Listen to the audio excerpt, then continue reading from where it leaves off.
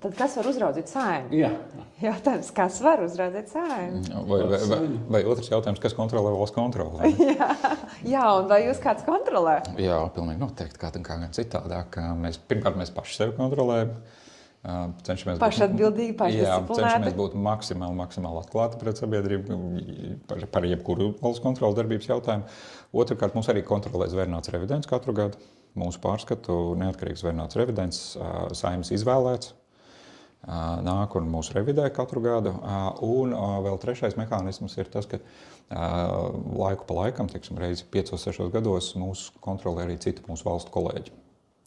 Tieši pārsvarā gan uz revīziju darbu, kā mēs strādājam, vai tas atbilst starptautiskiem revīzijas standartiem.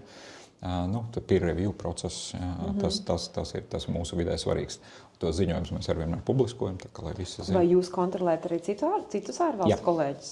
Jā, tas ir tāda apmaiņa. Tieši tā, jo katrā valstī ir tāda viena valsts kontrole. Jā. Un ir svarīgi, lai kolēģi sadarbojas un viens otru arī pieskata. Kurš ir pēdējais jūs gadījums, kurā valstī jūs iesaistījāties? Man šķiet Moldova. Es domāju, ka tas kādu laiku bija, jā. Un ir plānā kaut kāds tuvāk? Šobrīd nav, šobrīd nav.